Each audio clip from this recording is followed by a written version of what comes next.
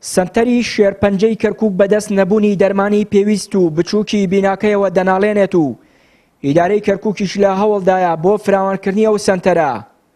توشبوانی نەخۆشی شێرپەنجە و کەس و کارەکانیان داوا دەکەن حکومەت هەوڵ بدات بینایی نەخۆشخانەکە فراوان بکات و بودجەیەکی دیاریکراویش بۆ دەرمان و پێداویستی نەخۆشەکان دیاری بکات.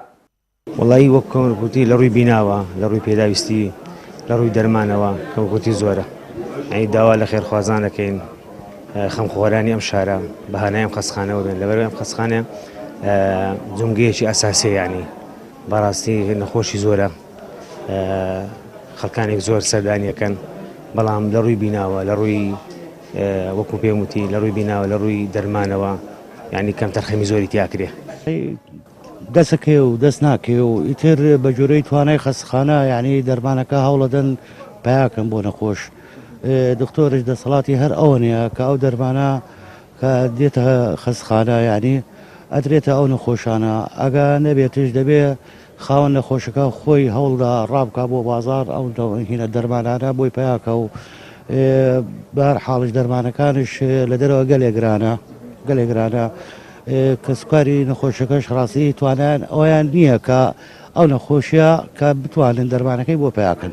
هاوکات بەڕێوەبەرایەتی تەندروستی کەرکووک و ئیدارەی کەرکووک بڕیاریان داوە کار لەسەر فراوانکردنی سەنتەرەکە بکەن و پێداویستیەکان دابین بکەن. بەڵێ ئەڵبەت سەردانەکەی دوێنێ پارێزگاری کەرکووک کە بۆ سەنتەری شێرپەنجەی کەرکووک لەسەر بنەمای یان با بڵێن گلەی هاوڵاتیان کە نەبوونی دەرمان و نەبوونی ئەو خزمەتی کە پێویستە بۆ نەخۆشی شێرپەنج پوشبوانی شێرپەنجە ئەو شتەمان تاوتۆکرد لەگەڵ چەند مدیر دایرێکی وەکو کارەبا وەکو بەلەدیە و ئەندامی مەجلیسی محافەزەی کەرکووک ئەوانش حازر بوون. ئەو شتەمان ڕوون کردەوە کە دابینکردنی دەرمان مەسئولیەتی ئیدارەی خەستەخانەکان یان مەرکەزەکان نییە، هەڵبەت ئەوە مەسئولیەتی وەزارەتی تەندروستی عێراقە بە پلەی یەک بە پلەی دوو مەسئولیەتی وەکو محافظ خۆی یان وەکو مەجلیس محافەزەی کەرکووک، چونکە مەوزوعی دەرمان و مەوزوعی خزمەت لە بواری تەندروستیە پێویستی بە بودجەتێک و بە پارەیەکی زۆر گەورە هەیە، ئەگاتە سەدان هەزار دۆلار یان مەلایانی دۆلارات. لەبەر ئەوەی گرانی ئەو دەرمانە کە پێویستە بۆ ئەم نەخۆشانە و ئامێرانی کە پێویستە بۆ تەشخیصکردن و بۆ متابعکردنی ئەم جۆرە ئەم نەخۆشیانە. ئەم سەنتەرەکە خۆی 50 باڵی نەخۆش ئەگرێت بە کولێ مۆمانە و 25 کورسیشمان هەیە بۆ لێدانی باڵێن عیلاجی کیمیاوی کە نەخۆشەکە دێو دەرەچێت.